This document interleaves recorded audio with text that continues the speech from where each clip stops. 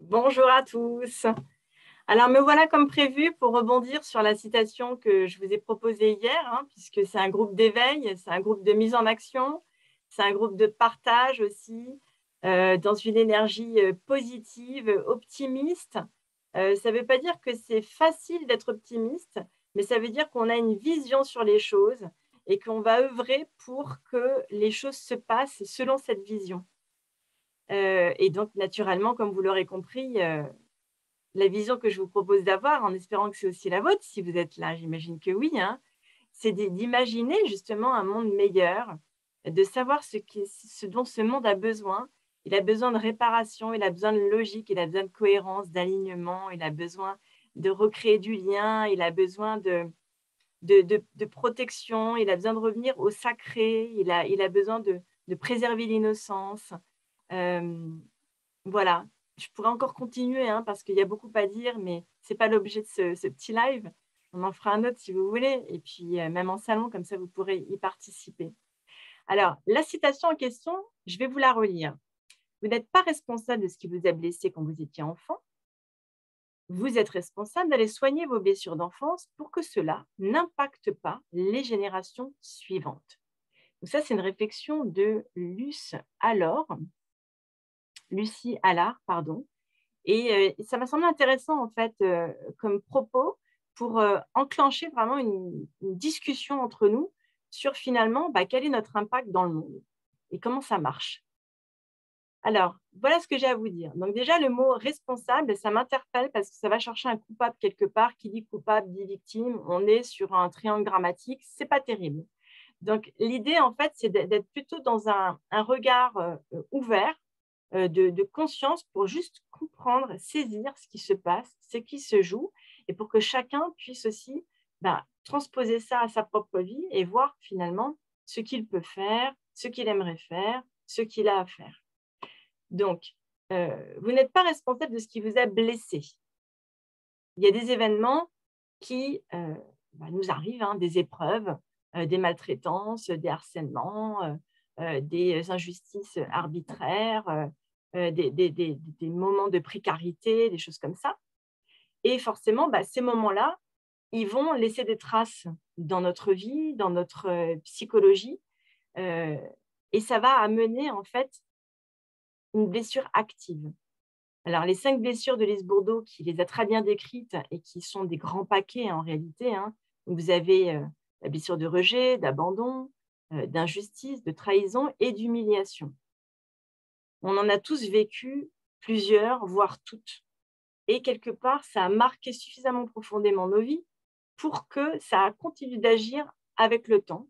Aussi parce que tout simplement, on a appris à vivre avec, on s'est structuré avec, on s'est développé avec, et donc aujourd'hui, on vit encore avec si on n'a pas guéri ces blessures, si on ne les a pas transformées, si on n'a pas compris ce qui s'était passé, si on n'a pas sorti un enseignement aussi de ces événements, eh bien, on balade en fait cette espèce de mine antipersonnelle qui, malgré nous, agit, puisqu'on agit en conscience, mais on agit aussi en inconscience.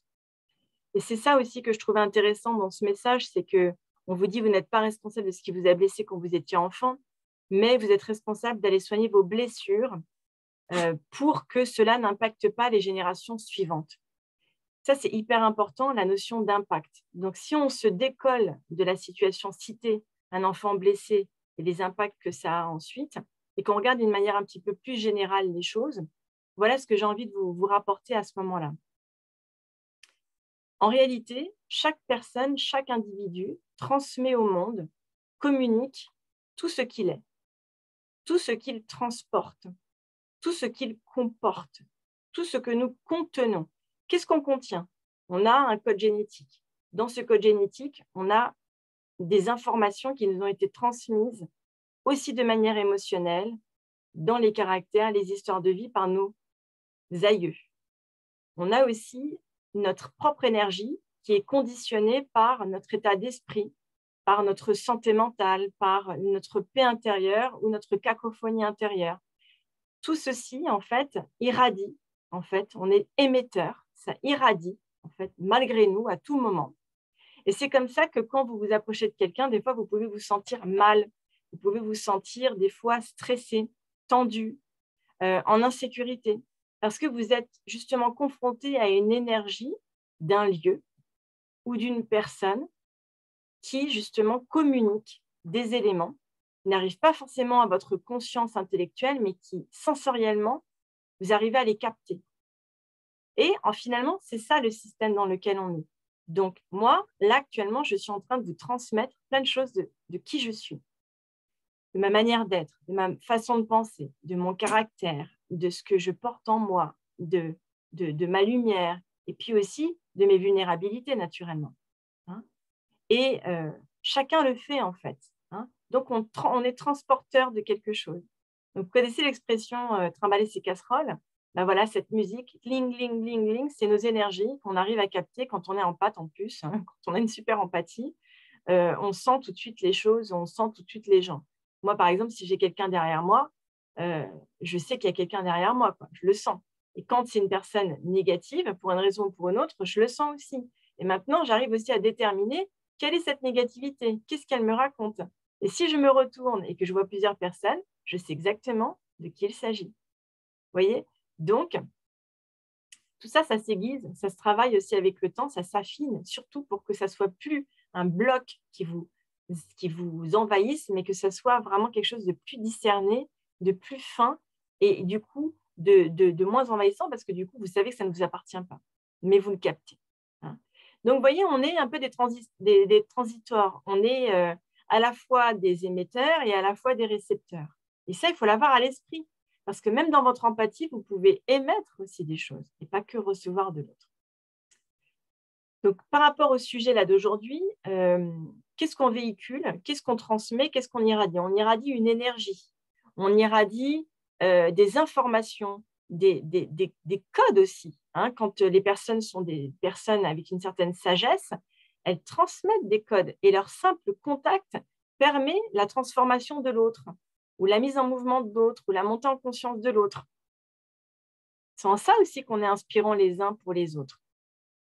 Et donc, forcément, si on est préoccupé, tourmenté, dans la rumination, dans la rancœur, dans la colère, dans le sentiment d'impuissance, dans la peine, le chagrin, la détresse même aussi, parce qu'il y a énormément d'intensité émotionnelle et d'émotions qui sont capables de nous traverser, nous qui sommes au potentiel sensoriel, justement, eh bien, c'est autant d'éléments qui vont rayonner autour de nous, qu'on va communiquer aux personnes avec qui on habite, aux personnes avec qui on travaille, aux personnes que l'on croise. Donc, il y a des personnes qui seront plus sensibles, moins sensibles, ou en tout cas consciemment sensibles ou inconsciemment sensibles. Toujours est-il que ça bouge, en fait, ça se déplace, ça se transmet. Et si on était capable de le voir, on verrait en fait des ramifications, des réseaux, comme un tissage énergétique entre nous qui agit. Alors, le positif agit, le négatif agit. Quand je dis négatif, c'est tous les chemins de mort, c'est tout ce qui descend votre énergie, c'est tout ce qui vous fatigue, c'est tout ce qui vous use, qui vous éprouve. Et l'énergie de vie, l'énergie positive, celle de l'élan vital, eh bien, c'est celle de l'espérance, de la foi, de l'amour, de la paix, de la motivation, de l'envie, etc. Hein. Vous sentez rien qu'en utilisant les mots, l'énergie qui véhicule, ce n'est pas du tout la même. Donc, c'est ça, en fait, que j'avais envie de vous faire toucher du doigt à l'occasion de cette belle citation. C'est qu'à tout moment, en fait, on peut tout changer.